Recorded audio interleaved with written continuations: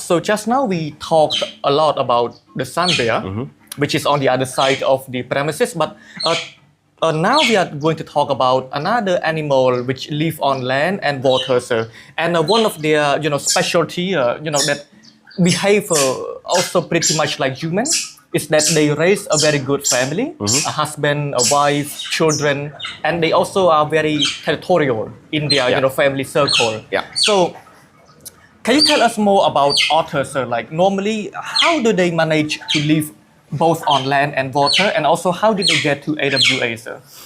Okay, so these ones, all the otter that we have here are called smooth-coated otters. There's 3 types of otter in Cambodia, but all of ours belong to the species smooth-coated otters. Now, unfortunately, otters have become very popular as pets, and often they're captured in the wild as young babies and then sold to the pet trade. So people think it's a very good idea to have a cute pet otter. In fact, they're very, very noisy. They eat a lot of fish. They make a lot of mess. And when they get big, they're very aggressive and they can bite very, very badly. So they don't make good pets. So just like the sun bears, these guys, the 2 parents, would have been rescued from the pet trade and were also living in Phnom Thom. And then they came to us from the Forestry Administration at Phnom Thom.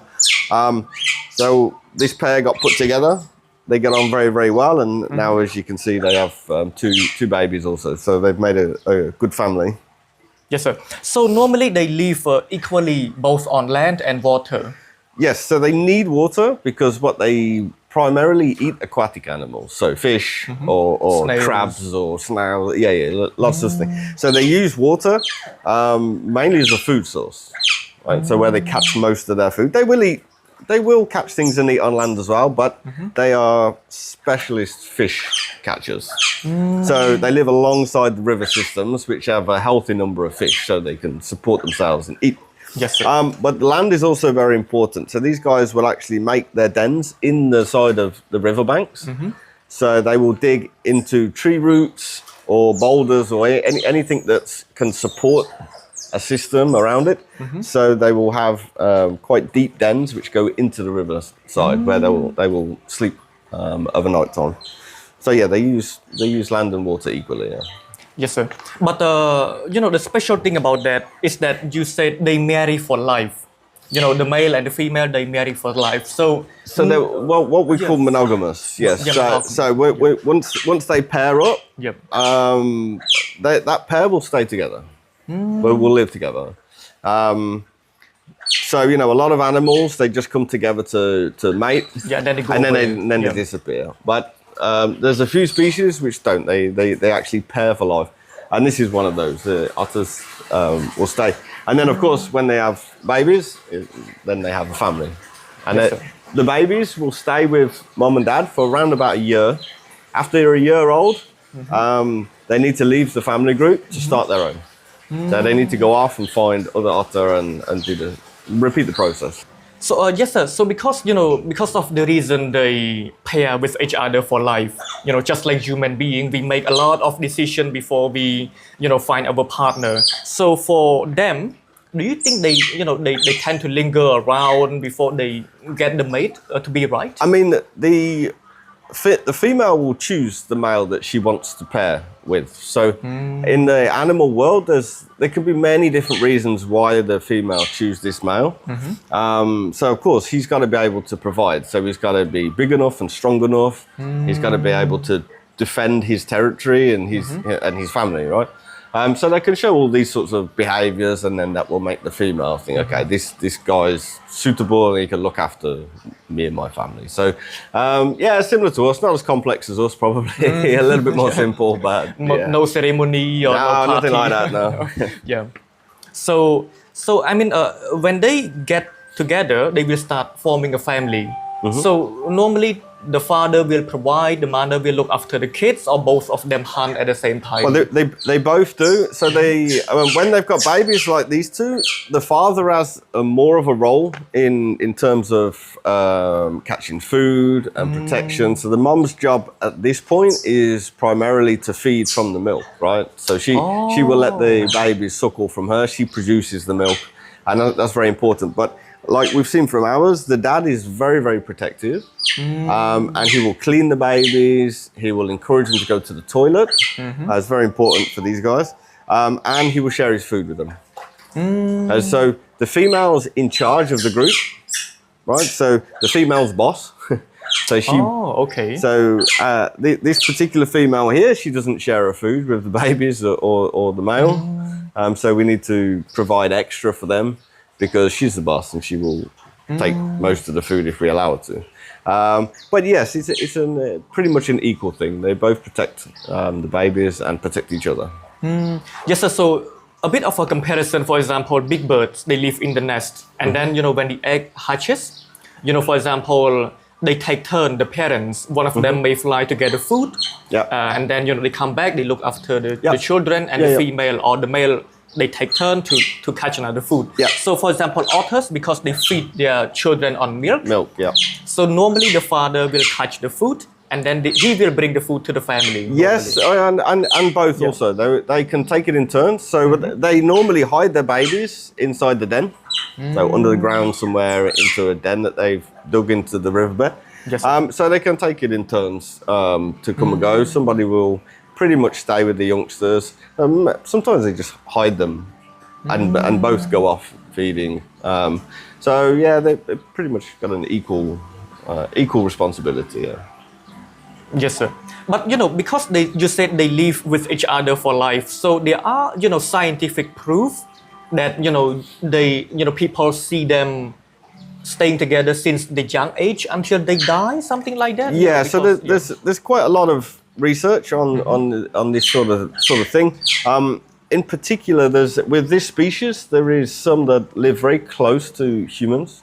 So the most famous group is in Singapore. In Singapore, native to Singapore. In the city, around people, there's a large group of otter, and they do very well at managing them. So people don't get too close, people don't feed them, they let them be. But they've become quite used to people. But that also means we can observe them quite easily. Here is very difficult. The otters live in the forests and in the river systems. But so yeah, this sort of thing gives us access to sort of really figure out how they are, how they live. So yeah, and there's a lot of people that are interested in this sort of thing. So there's a lot of research goes into them in the wild, and really the research which happens in the wild really gives us the tools in captivity to know how best to look after them, how best to keep ones that we have in captivity. Yes, sir. So I came here before. The babies are so small, and now the baby is a bit bigger. So is it part of your institution plan to make them reproduce, sir? Like, well, these ones, it wasn't really part of the plan, but if they did, we wasn't concerned. So we didn't make any steps. We didn't castrate the male. So we knew it was certainly possible. Where they came from before, they never did. But yes, now they have. The difficult thing for us is really to decide what to do when the babies are around a year old, when they would naturally leave the parents. They need to do that here also. And there's a few different options what will happen to these guys. They can't be released because they're so used to people that they're not a good candidate for release, but they can go into different breeding projects also within zoos to help the species in captivity. So these particular babies, because their parents are unfortunately taken from the wild, that means that they carry some very, very good genetics to breed into endangered species population in zoos. So, and these two are both female. So when they're adults, they may well go as breeding females to conservation projects. So doing that does not anger the female that he already has, because you said they marry for life. They stay together for life, for example. Yes, but young males don't have a female. At some point, they need to meet one. Okay. So we can pair one of these ones up with a young male in another collection, and then they will make the family, if you like. Yes, sir. And because I mean, the way I see them, they are quite intelligent. You know, they know us very well. Yeah, they're very intelligent. You know, when they give birth, like, how do they train their youngsters? Like, you know, in terms of food finding, swim, basic, you know, behavior, let's say. So what they would do in the wild is that the babies would follow and learn from the parents. The problem we have with captive stuff is that our adults here never got that opportunity. Same like we said with the bears, because people take them out of the wild. They didn't grow up with their parents, so they didn't learn all of those skills very well, which can cause issues in captivity. So the first year that these had babies, our male really wanted to teach them to swim. But they should normally teach them to swim around 10 to 12 weeks old. Our male was doing it at 4 days old. 4 days old? Way too young. So we had to empty the pond in case that he, accidentally drowned the babies when they're not big enough or old enough to swim. They had their eyes closed still. And this is just like, it's because he's not been through that natural process. So sometimes it can cause problems. This is why we don't want to have these things as pets. This is very bad for the animals themselves. Now, luckily, with emptying the water, and at 10 weeks, we started to slowly fill. The babies are big enough, strong enough, and they learn to swim very quickly. So we didn't have that issue. So we also need to intervene in their livelihood sometimes. We do so, yeah. In captivity, yeah. So often they don't quite know how to do things because of the pet trade. We take them away from the wild. Yeah.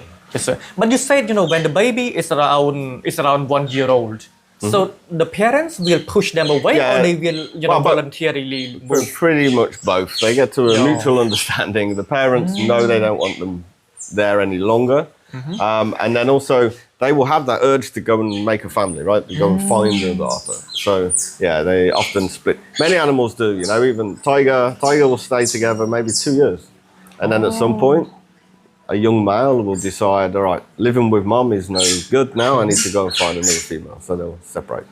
But the parents will reproduce again, sometime later. When they don't have babies, yes, they will have more. So smooth-coated otters normally breed. They're normally seasonal, so one time a year. One time a year. Yeah. At the start, maybe three babies per year. Yes, they can have more than 2. So this female, she only gave birth to 2. But they can have, on average, 4, and even more, 6. Like dogs or cats. Yeah, they can have a lot more than 2. Yeah. So we were kind of lucky. We only had 2. We don't really want 6 babies. So yeah, only 2 babies. These ones. Yes, sir. So normally, because they live on land and water, so how do you feed them, sir? So you cannot feed them on land because their primary sources are in the water. Yeah, we can feed them on land. Sometimes we feed them in the house because we want to separate and make sure everyone's getting the right amount. If we put all the food in here, the female would eat most of it, right? Because she's very greedy and she's the boss. Okay. So we can manage it, so we make sure everyone's getting food, especially the young ones. So you cannot just throw live fish into the water? We can do that as well, especially for good enrichment. We add live fish. Eels is another very good one. Oh, they also eat eels? Yeah, because they have to catch them, and this can be good enrichment. And eel can swim very quickly. So okay, I see. So this is good enrichment, but we also provide a regulated amount for them. Okay. So they get fed. These guys get fed twice a day, and the adults get 300 gram of fish each, so 600 gram total a day. And we work this out on their body weight and the percentage of body weight we want to give food to. Otherwise, we start to see they get fat or they get too skinny. So we know now we do what we call body condition scoring. We can tell by how they look, what shape they are. We know this is the good shape and how an otter will look in the wild, and that's what we want here. We don't want big fat otters. In fact, this species in captivity, one of the worst things is obesity. Because they will eat, I could give 2 kilo each per day and they would eat it and they will get super fat. That is like almost half their body weight, I think. 2 kilos, yeah, a little bit less, but they will eat until they get horrendously fat and unhealthy. So we need to regulate that. We need to monitor how much they're eating and their body condition and their weight. Yeah. Yes, sir. So normally they make a lot of sound when we are here. So can you tell us like what kind of sound do they make?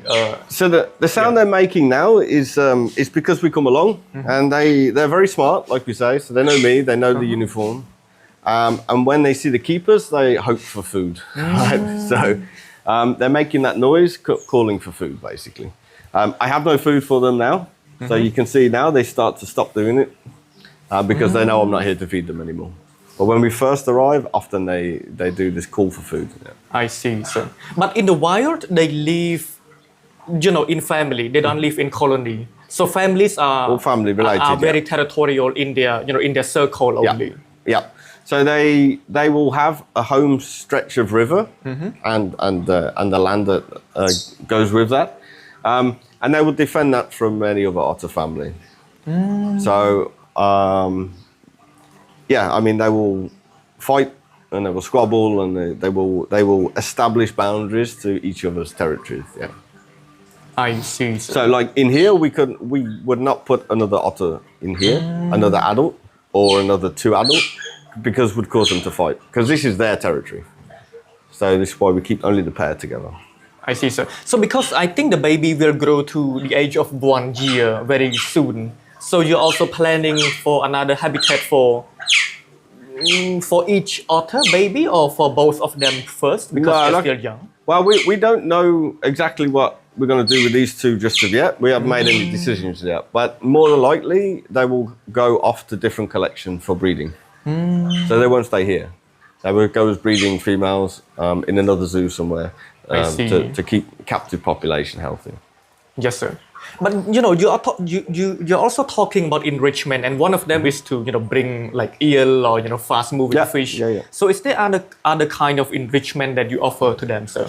Yeah, so we can do we can give things to sort of manipulate to get food out of. So otters are very good with their hands, right? They use their hands for a lot of things. They have web feet for swimming, but they are very good like dexterous hands like we do. So we can give like strong balls with small holes in, for instance, and we put some food inside, and then they need to manipulate it to work out how to get the food out. Most of their enrichment is food-based because they really only care about food, but we can also put some environmental enrichment as well. So this can be even different scent. So even we have one more otter pair that lives far away from here. We could even use a little bit of their sand from their den to put around here. Right, and now it will make them naturally territorial. Defense. And they will go around and they will mark over it to make it smell of them. And all this is a natural behavior. So we can do, it's not all about food, we can do different things. So just to clarify, so you take the soil from another family's, let's say... Just a small amount, just to give them a smell, something to think about. Like they may happen in the wild. They may come across an area where different otters have been and they need to, they will typically scent mark over it so it smells of them, not the other otter. So this is natural. So when you do that, they also a bit like... They freak out a bit, like a tiny bit, not too much. But like I said, this is natural. As long as it's natural, it's okay. Yeah. Yes, sir. So in the wild, like how do they balance out the ecosystem? For example. So these guys are, like I said, they're primarily fish eaters. So they, like any carnivore, they play a role in keeping certain species levels in check, in balance. Okay, so if you take a carnivore like this out of the ecosystem, then all of those species that they eat will overpopulate. Can do, yes, and it can have a lot of different consequences on that ecosystem. So it's about keeping everything in balance. Right? So these guys are just keep fish populations down to a healthy number. I see, sir. But besides fish, what else is their favorite food, sir? Like on land, let's say. We feed them crabs as well. They really like crabs, and of course, not all crabs live in the water. You get crabs that live on the edge of the of the pond, or the riverbanks, really, riverbanks, yeah. And then we have like shelled, like mussels or clams, or yes. So freshwater ones are those. They will pry us open and eat them. So yeah, these guys pretty much eat anything they can get hold of.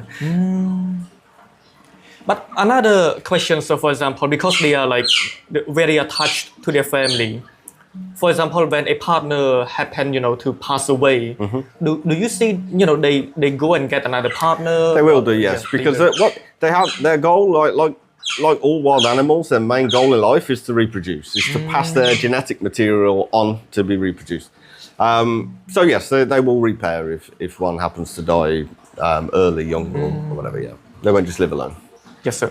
But just now you said because these guys came from the wild and their genetics are very good to mate with, captive animals. So what do you mean by genetic in that term? So in captivity in the zoo world, we have conservation breeding projects. But one of the biggest challenges is to keep a diverse genetic population. So we don't want all the same relatives breeding, because all the genetics will be the same. And then we can't have them to breed. It will make them weak over the generation. Yes. Yeah. So we need to input fresh genetics. And the best genetics we can have is from the wild, not captive. So because these guys come directly from wild parents, that means that it's an unknown genetics that we can add back into a captive population. So a population that is looking after smooth-coated otters in captivity, wild-caught bloodlines are what they need for keeping that genetics as far apart as possible. Yeah. So you see often the best example is dogs. If you see pedigree dogs, which people breed, very close genetics to each other. Even people breed brother, sister, son to mom.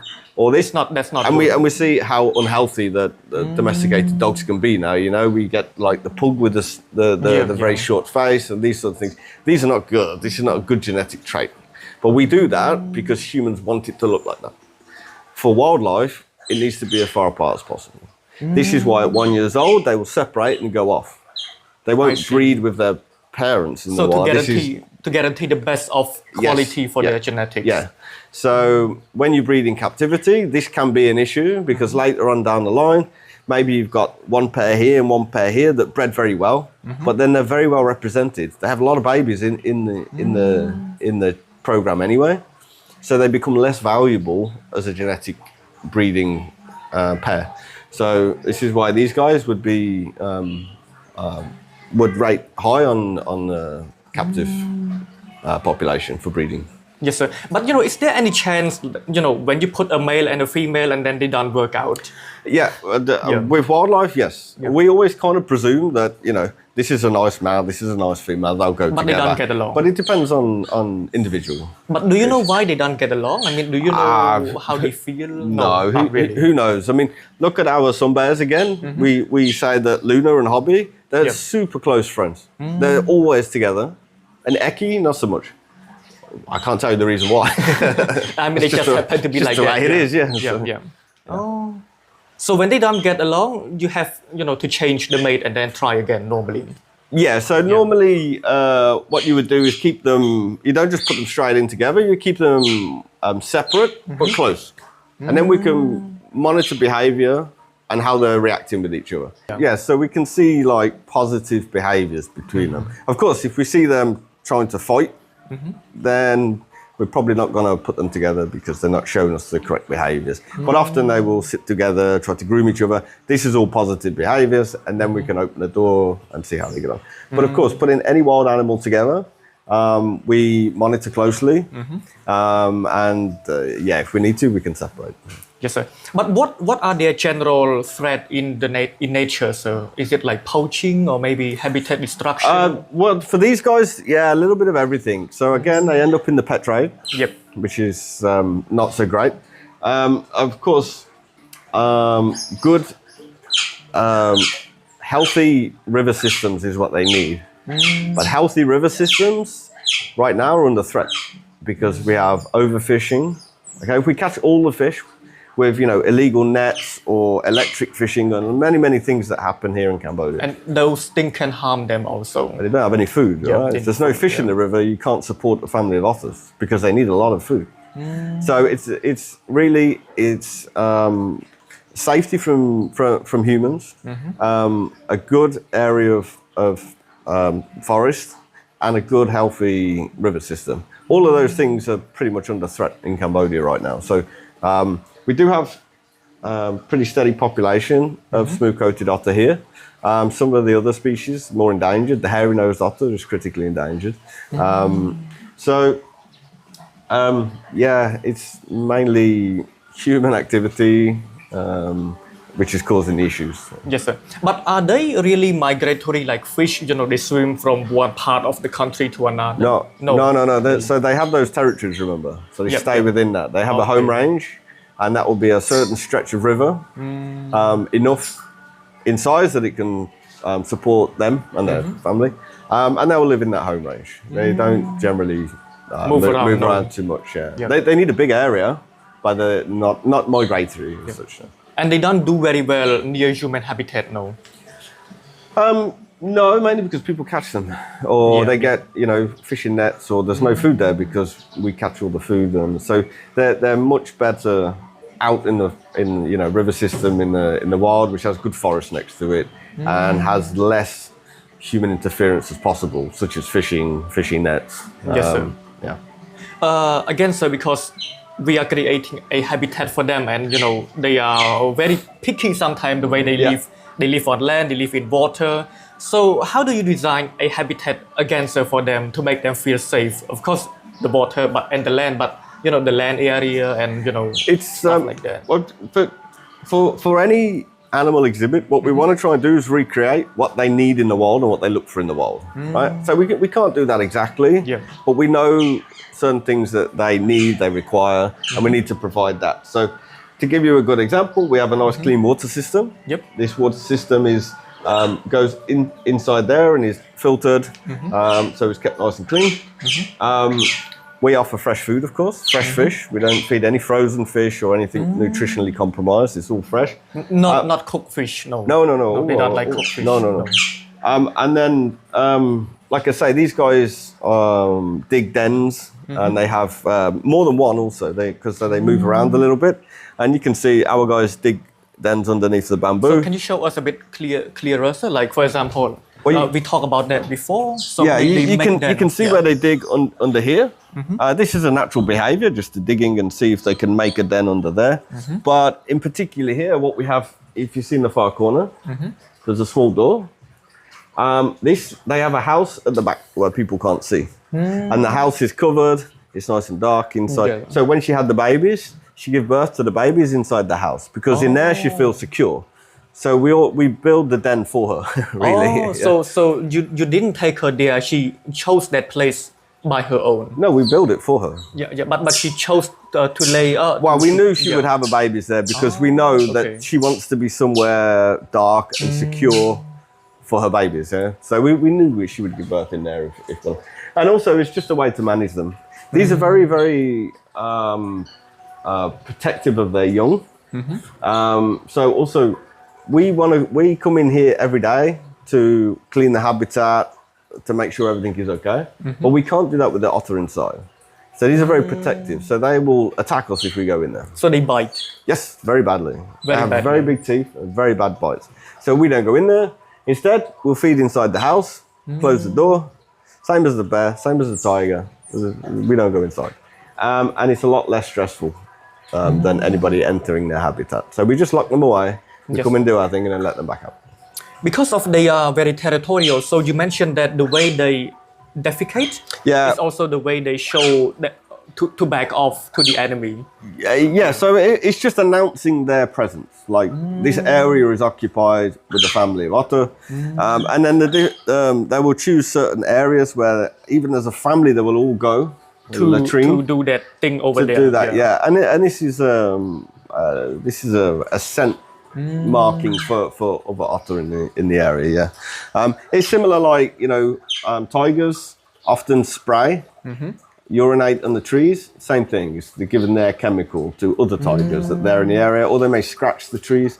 So for otters, they have what we call a latrine where they communally go to do their business. Otters are not nocturnal, so they do more in the daytime. Otters are very active in the day, yeah. So In the day. yes. So again, the hottest parts of the day, most of the time they do sleep. Take a nap. But yeah, nap, yeah. Nap, yeah. Yeah, you know, like 2, 3 p.m. is very hot, and they're less active then. But early morning and late evening, they're very, very active. This is when they do most of their fishing activities, yeah.